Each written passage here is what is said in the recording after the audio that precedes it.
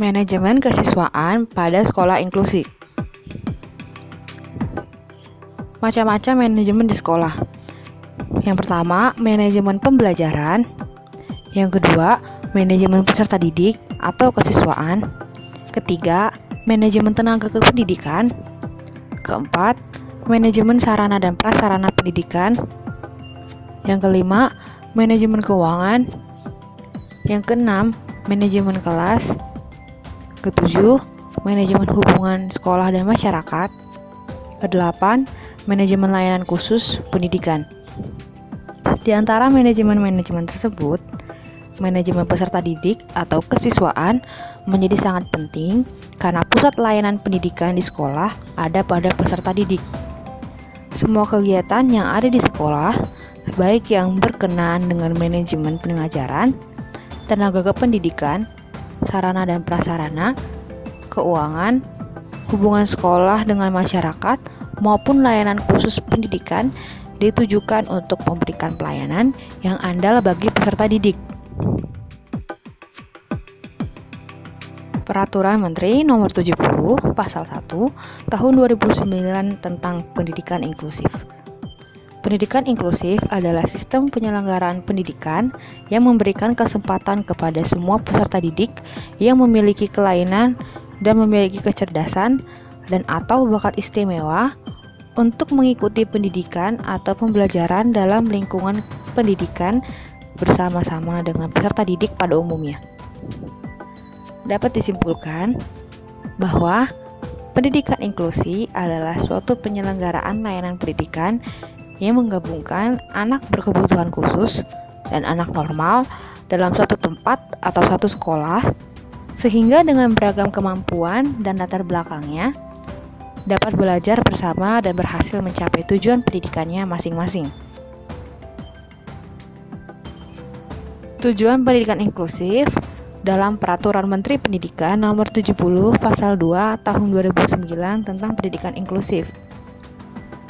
Nomor 1 berisi memberikan kesempatan yang seluas-luasnya kepada semua peserta didik yang memiliki kelainan fisik, emosional, mental, dan sosial atau memiliki potensi kecerdasan dan atau istimewa untuk memperoleh pendidikan yang bermutu sesuai dengan kebutuhan dan kemampuannya.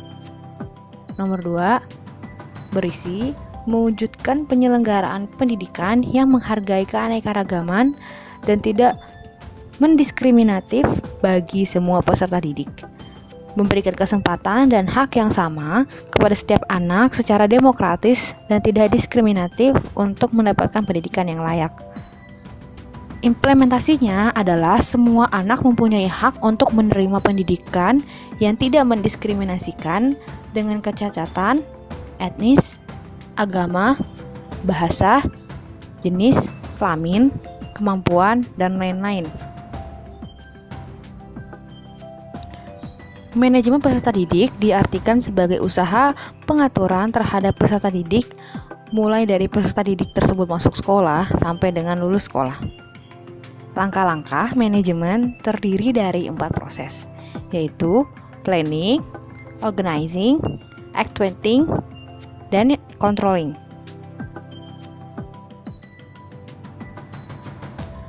Prosedur dan sistem pelaksanaan penerimaan peserta didik. Yang pertama adalah pembentukan panitia penerimaan peserta didik baru. Yang kedua, rapat penentuan peserta didik baru. Yang ketiga, pembuatan atau pemasangan atau pengiriman pengumuman. Yang keempat, pendaftaran peserta didik baru. Yang kelima, seleksi. Yang keenam, penentuan peserta didik yang diterima. Yang ketujuh, pengumuman peserta didik yang diterima. Dan yang terakhir, registrasi atau daftar ulang peserta didik yang diterima.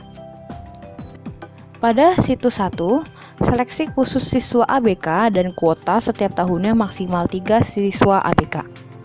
Pada situs 2, tidak ada seleksi untuk siswa ABK dan kuotanya tidak dibatasi.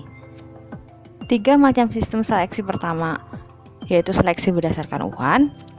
Kedua, minat dan kemampuan atau PMDK. Yang ketiga adalah seleksi hasil tes masuk. Jadi, Petunjuk pelaksanaan PPDB di sekolah mengacu pada Juklak PPDB dari Dinas Pendidikan Kabupaten atau Kota. Untuk memperlancar pelaksanaan PPDB di sekolah, dibentuklah kepanitiaan. Kepanitiaan PPDB terdiri dari kepala sekolah, guru, dan tenaga kependidikan. Terdapat 3 jenis pengelompokan siswa, yaitu 1. Pengelompokan berdasarkan dari tingkat kecerdasan atau intelligence grouping. Yang kedua, pengelompokan berdasarkan kemampuan akademik atau ability grouping. Yang ketiga, pengelompokan berdasarkan special need grouping. Pengelompokan berdasarkan karakteristik peserta didik dibagi menjadi 7, yaitu pertama, pengelompokan berdasarkan minat atau interest grouping. Peserta didik yang berminat pada pokok bahasan tertentu, topik atau tema tertentu membentuk ke dalam satu kelompok. Yang kedua, pengelompokan berdasarkan kebutuhan khusus atau special need grouping adalah pengelompokan berdasarkan kebutuhan-kebutuhan khusus peserta didik. Peserta didik yang sebenarnya sudah tergabung dalam kelompok-kelompok dapat membentuk kelompok baru untuk belajar keterampilan. Yang ketiga, pengelompokan beregu atau team grouping adalah suatu kelompok yang terbentuk karena 2 atau lebih peserta didik yang mempunyai keinginan bekerja dan belajar secara bersama-sama, memecahkan masalah khusus. Yang keempat, pengelompokan tutorial atau tutorial grouping adalah suatu pengelompokan di mana peserta didik bersama-sama dengan guru merencanakan kegiatan-kegiatan kelompoknya. Yang kelima, pengelompokan penelitian atau research grouping adalah suatu pengelompokan di mana 2 atau lebih peserta didik menggarap suatu topik khusus untuk dilaporkan di depan kelas. Keenam, pengelompokan kelas utuh atau full class grouping adalah suatu pengelompokan di mana peserta didik secara bersama-sama mempelajari dan mendapatkan pengalaman di bidang seni.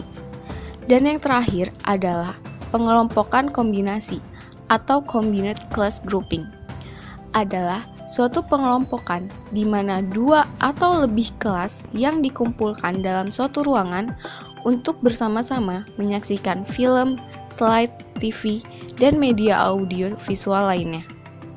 Jadi, sekolah inklusi adalah sekolah yang menempatkan siswa ABK dan siswa reguler ke dalam suatu ruang kelas atau satu lingkungan sekolah. Pembinaan kesiswaan dilakukan dengan cara memberikan beberapa, pertama, kegiatan pembiasaan, yang kedua, kegiatan ekstrakurikuler, yang ketiga, kegiatan insidental. Kegiatan pengembangan diri merupakan upaya pembentukan watak dan kepribadian peserta didik yang dilakukan melalui kegiatan layanan konseling dan kegiatan ekstrakurikuler. Kegiatan ekstrakurikuler merupakan wadah yang disediakan oleh satuan pendidikan untuk menyalurkan minat, bakat, hobi, kepribadian, dan kreativitas peserta didik yang dapat dijadikan sebagai alat untuk mendeteksi talenta peserta didik. Depdiknas dalam buku pedoman pembelajaran bidang pengembangan pembiasaan menyatakan bahwa kegiatan pembiasaan bertujuan untuk memfasilitasi anak untuk menampilkan totalitas pemahaman dalam kehidupan sehari-hari. Sedangkan kegiatan insidental disebut juga kegiatan spontan. Kegiatan ini dilakukan secara spontan tanpa perencanaan terlebih dahulu. Teknik pembinaan disiplin di kelas.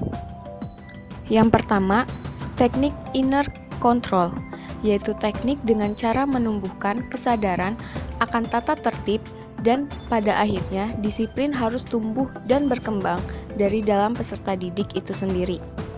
Yang kedua, teknik external control, yaitu mengendalikan diri dari luar berupa bimbingan dan penyuluhan.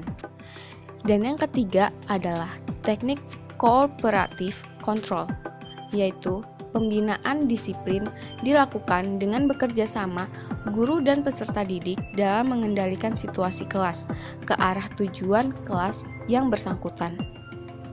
Sekolah mewajibkan adanya pendampingan atau shadow bagi siswa ABK dari wali kelas karena guru pendamping khusus atau shadow teacher belum ada. Salah satu karakteristik shadow teacher yaitu memahami keanekaragaman dari anak-anak dengan kondisi kekhususan dan bagaimana menanganinya dengan baik dan benar. Pendamping sangat dibutuhkan dalam pembinaan siswa ABK, terlebih di sekolah inklusi, karena guru di sekolah inklusi juga harus memerhatikan dan memberikan perhatian kepada siswa reguler juga.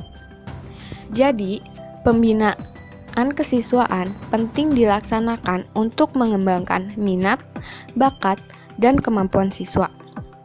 Pembinaan kesiswaan dapat dilakukan melalui kegiatan pembiasaan ekstrakurikuler dan kegiatan insidental. Pembinaan kedisiplinan siswa merupakan salah satu bagian penting pembinaan kesiswaan dengan teknik yang tepat dalam pembinaan disiplin. Sekian mengenai penjelasan tentang manajemen kesiswaan pada sekolah inklusi.